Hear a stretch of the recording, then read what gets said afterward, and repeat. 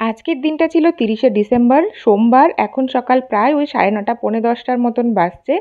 সবাই মিলে আমরা এই টাভেরাতে করে বেরোচ্ছি, কারণ আজকে পুরো দিনের একটা প্ল্যান আছে। আজকে সোমবার, আজকে আমরা প্রথমে যাচ্ছি নন্দী হিলস। সেখানে গিয়ে লাঞ্চ করার প্ল্যান আছে। সেখানে লাঞ্চ করে ফটো টটো ক্লিক করে ভিউ পয়েন্ট থেকে ভিউ দেখার পরে সেইখান থেকে আমরা যাব আদিয়োগী দেখতে, কারণ নন্দী হিলস থেকে আদিয়োগী জাস্ট হচ্ছে আধ ঘন্টার রাস্তা। সেই জন্য আমরা পুরো দিনের একটা প্ল্যান রেখেছি। ব্রেকফাস্ট করে বেরোইনি, তোজোকে ব্রেকফাস্ট করিয়ে দিয়েছিলাম। তো আমরা এখানে আমাদের বাড়ির পাশেই যে উডুপিটা আছে সেখানে ইডলি, ধোসা, পাড্ডু যার যেরকম পছন্দ সেরকম ব্রেকফাস্ট করলাম।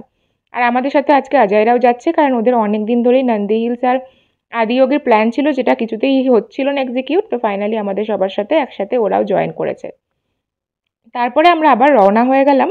এখানে ব্যাঙ্গালোর থেকে দেখাই ডিস্টেন্স 1.5 ঘন্টা নন্দী হিলস, কিন্তু ব্যাঙ্গালোর মানে একদম ব্যাঙ্গালোরের লাস্ট পয়েন্ট থেকে দেখায়, কিন্তু ব্যাঙ্গালোর শহরটাকে কভার করতেই আরও 1.5 ঘন্টা সময় তো লেগেই যাবে। তো আমাদের বাড়ি থেকে নন্দী হিলস যেতে 3 ঘন্টা মতন সময় লাগবে। ব্রেকফাস্ট করে বেরোতে বেরোতে প্রায় আমাদের 10:30 পৌনে 11টার মতন হয়ে গেছিলো। লাঞ্চের সময় ওখানে গিয়ে পৌঁছাবো ওই 1টা-1.5টার সময়।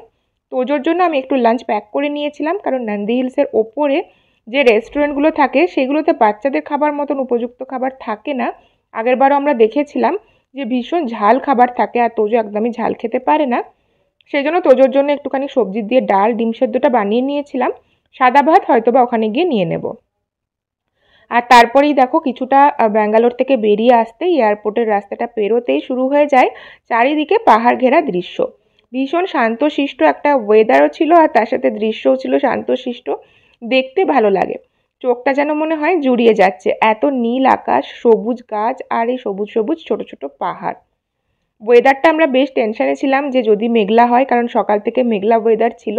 তবে 9:30 পৌনে 10টার পর থেকে বেশ ভালো রোদ উঠেছে। 2018 সালে যখন মণিমা আর দাদা, মানে আমার জেঠুকে আমি দাদাই বলতাম, এসেছিল, তখন আমরা নন্দী হিলসে এসেছিলাম সানরাইজ দেখতে। কিন্তু সেটা পুরোই প্ল্যানটা একদম বরবাদ হয়ে গেছিলো, কারণ পুরো কুয়াশা ছিল, ঝিরিঝিরি বৃষ্টি হচ্ছিল। সেই জন্য এবার আমরা সানরাইজ দেখার প্ল্যান করিনি, আর ওই ভোর 3টের সময় তোজোকে নিয়ে বেরোনোটাও সম্ভব নয়। আর বেরিয়ে কিছু দেখাও যায় না, কারণ ব্যাঙ্গালোরের ওয়েদারে বেশিরভাগ সময়ই সকালবেলাটা কুয়াশা ঢাকায় থাকে। এই সময় ওয়েদারটা ভালো থাকে, সেই জন্য আমরা এই প্ল্যানটাই করেছিলাম। চলেও এসেছি আমরা ঠিক সময়ে। তারপর এখানে একটা এন্ট্রি ফি আছে, টিকিট কেটেই ঢুকতে হয়।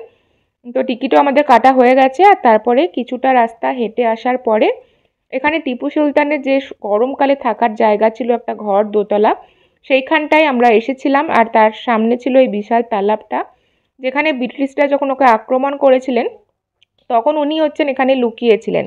আর যখন প্রত্যেক বছর গরম পড়তো তখন উনি এইখানেই এসে থাকতেন। তো ওনার এই বাড়ি দোতলা। আগে সেই ভেতরেও আমরা ঢুকেছিলাম যখন মা বাবা এসেছিল 2016 সালে। তখন আমরা এই দোতলাটায় একতলাটাতেও ঘুরেছিলাম, তবে এইবার দেখলাম সেটা আর অ্যালাউ করছে না। তারপরে নিচে নেমে একটা মন্দির ছিল, প্রায় 500টা সিঁড়ি। তো আমরা সেখানে যাওয়ার কোনো রকম রিস্ক নিইনি, কারণ অতগুলো সিঁড়ি, পাহাড়ের সিঁড়ি ভাঙা সম্ভব ছিল না। আর তারপরে একটা আমাদের ভুল হয়ে গেছিলো, যেটা হচ্ছে ইনস্ট্রাকশানে লেখা ছিল যে এই সিঁড়িটা দিয়ে উঠলেই হচ্ছে সেই ভিউ পয়েন্ট বা সানরাইজ দেখার পয়েন্ট। ওখানেই রেস্টুরেন্ট থেকে আরম্ভ করে সমস্ত কিছুই আছে।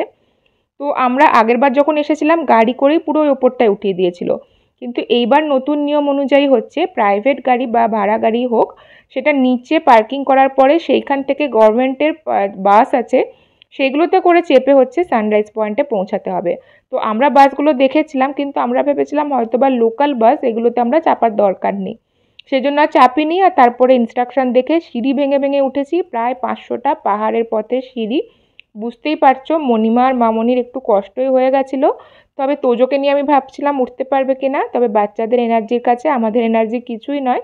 তোজো আমার আগে আগে লাফিয়ে লাফিয়ে উঠে যাচ্ছিল। তবে এতগুলো সিঁড়ি ভাঙা আমাদের সার্থক হয়েছে, কারণ একদম প্রপার পয়েন্টে আমরা পৌঁছে গিয়েছিলাম।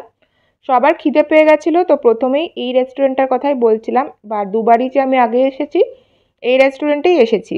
এত সুন্দর ভিউ দেখা যায়, পুরো সামনেটা কাঁচের, সেখান থেকে বসে বসে খেতে ভীষণ ভালো লাগে। অপর্ণা, মণিমা সবাই তো ভীষণ খুশি।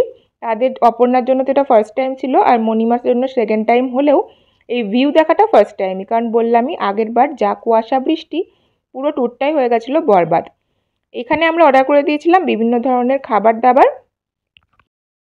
তারপরে সারাদিন কি খেলাম, কি ঘুরলাম, আদিয়োগে গিয়ে কি করলাম সেগুলো শেয়ার করব পরের ভিডিওতে। আজকের ভিডিওটা এখানেই শেষ করছি। ভালো লাগলে অবশ্যই লাইক কমেন্ট শেয়ার করে দিয়ে পেজটা ফলো করে দিও। পরের ভিডিওতে আবার দেখা হবে। টাটা।